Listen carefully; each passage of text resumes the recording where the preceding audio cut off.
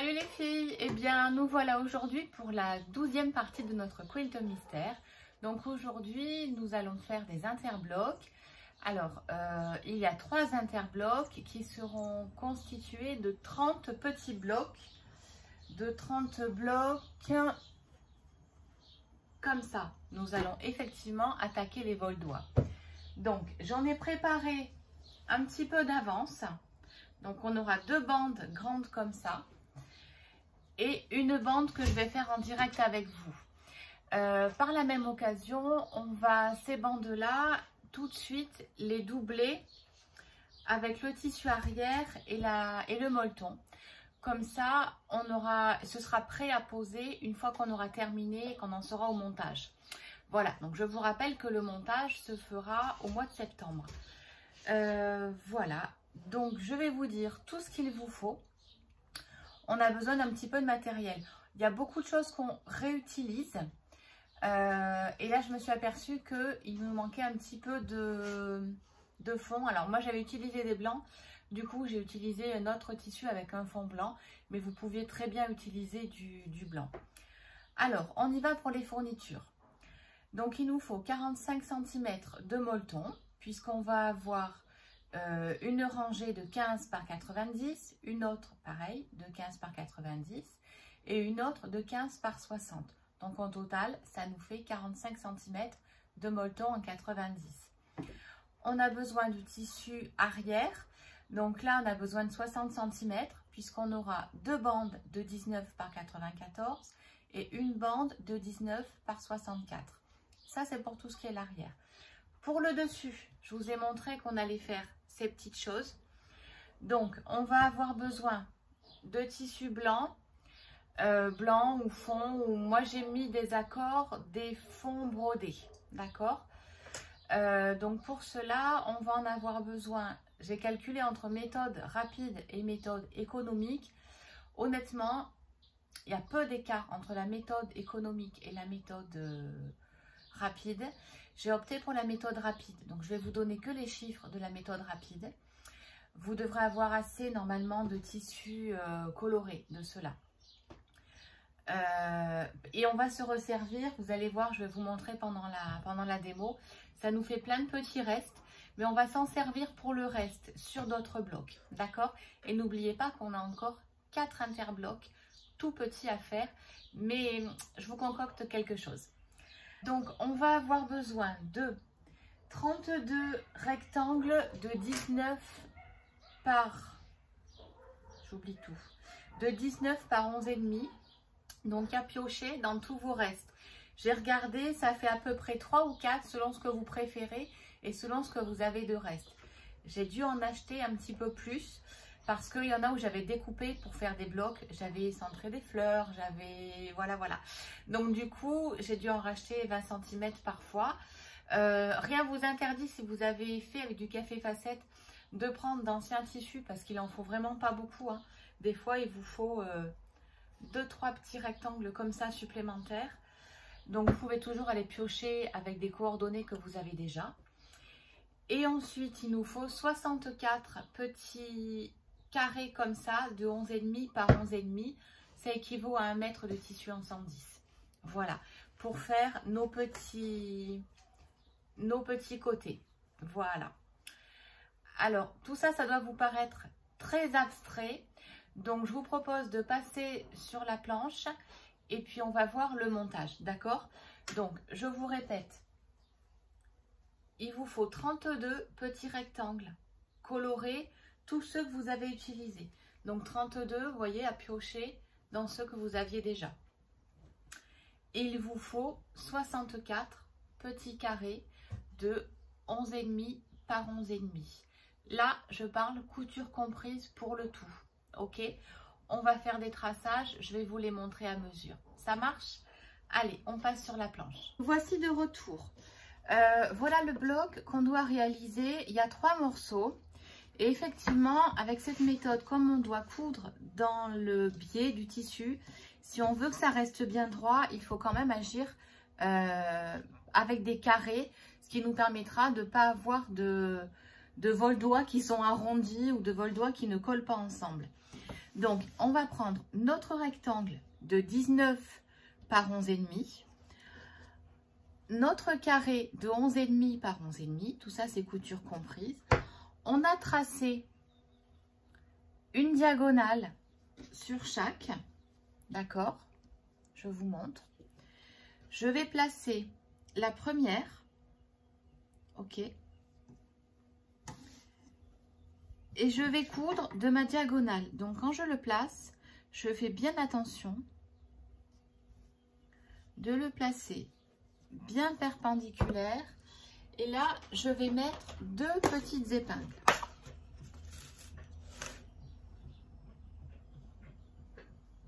Une ici, une ici. Que ça maintienne bien, ok? Et ensuite, je vais faire une couture ici et on coupera. Donc là, je vais faire ma couture tout le long, hein?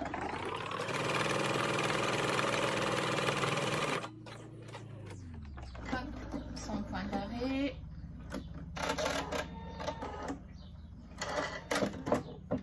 Donc là, je le pose sur le côté, que vous voyez bien. Voilà, si je me mets là, c'est mieux. Donc là, on a fait notre première partie, d'accord? Donc effectivement, je ne veux pas toutes ces surépaisseurs, donc je vais couper le surplus.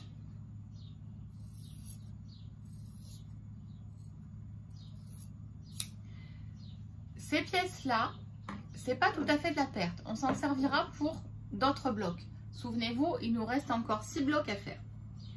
Alors, hop, vous avez vu, je l'ai bien mise comme ça. Ensuite, on retourne sur la planche, vous verrez mieux. Donc là, je viens de coudre. Je viens de couper mon surplus, ok? Je mets tout bien droit. Si vous regardez les lignes de ma planche, en fait, vous verrez qu'on est pile poil comme il faut. Je vais poser mon carré contre le côté gauche, ok? Et je vais le poser sur mon triangle ouvert, d'accord? Pareil, je vais remettre mes aiguilles. J'aurais fini de les faire tomber. Une ici et une ici. Et je vais refaire une couture à ce niveau-là. Donc voilà, je viens de faire ma couture qui est ici. Donc mon morceau mobile, celui que je souhaite, il est là. D'accord? Donc je vais couper le surplus.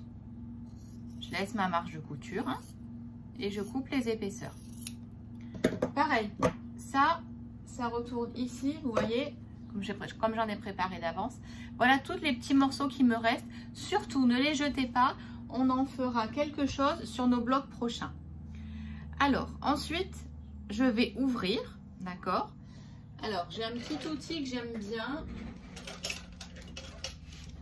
Ça nous sert à aplatir les coutures. Ce sera plus pratique quand on va les assembler, d'accord? Alors, là maintenant, on va passer à l'assemblage de notre vol-doigt. Donc là, on en a fait 32. Maintenant, on va les assembler un par un. Alors, vous vous souvenez qu'on assemble en rag quit. Donc, je voudrais, en fait, quand je les assemble, il faut que je garde cette marge de 2 cm.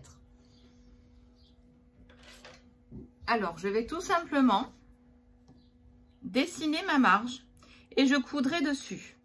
Faites attention à ce moment-là que cette marge, si je retrouve mon stylo, quand on dessine cette marge, c'est là où on va coudre. Et on fait bien attention. Vous voyez, je me base bien sur 2 en bas de ma pièce. Et hop, je trace. Donc, nous allons coudre ici. D'accord?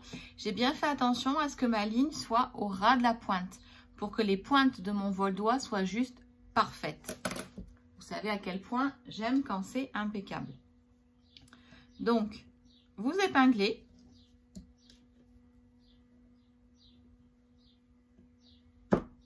Et on passe à la couture.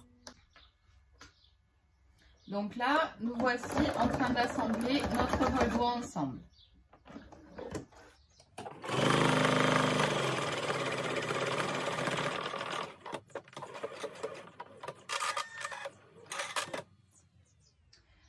là, je vais l'ouvrir. Voilà.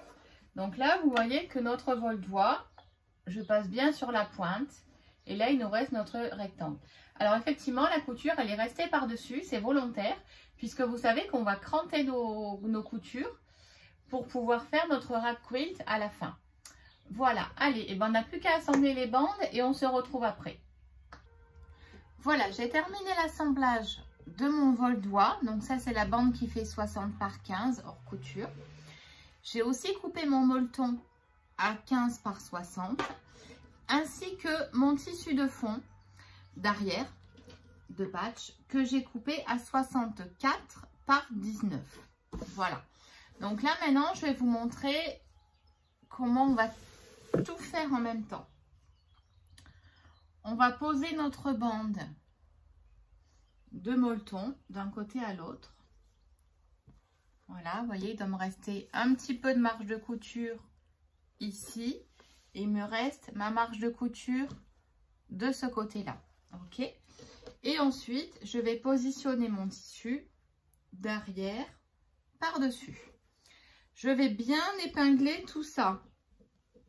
L'avantage de l'assemblage comme ça en rack quilt, c'est que quelque part, l'à peu près peut passer. Donc, vous voyez, là, j'ai mes 3 épaisseurs, j'ai bien mes marges de couture. Maintenant, je vais épingler. Je ne vais pas forcément coudre. Enfin, après, on peut les coudre. Ça fera une deuxième couture au moment de l'assemblage final.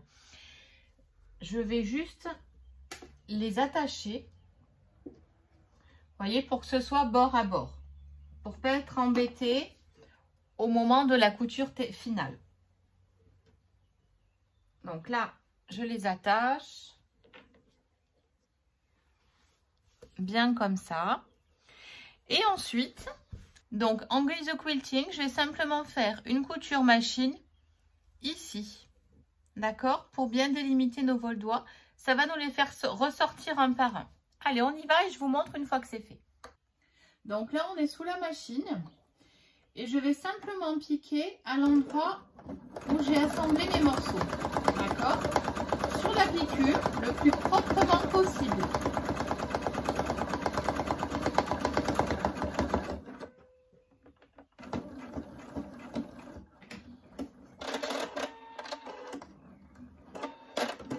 Et je passe au suivant.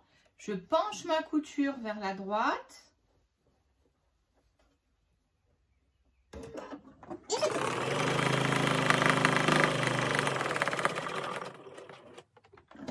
Allez, on se retrouve plus tard. Ce sont les aléas du direct. Je viens d'avoir une autre idée et au final, après essai, je trouve que c'est pas mal. J'ai décidé de quilter aussi sur les triangles. Je vous montre. Je trouve que ça donne pas mal. Ça donne un petit effet rebondi. Donc, je vous montre. Là, maintenant qu'on a bien attaché, on a bien fait nos coutures comme ceci. Eh bien, je vais simplement me mettre en bas d'un triangle et je vais coudre tout le tour.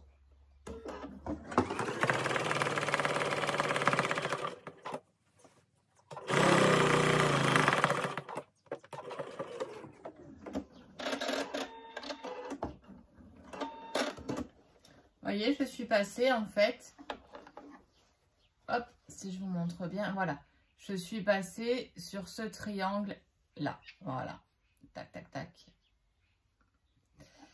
Allez, à tout de suite.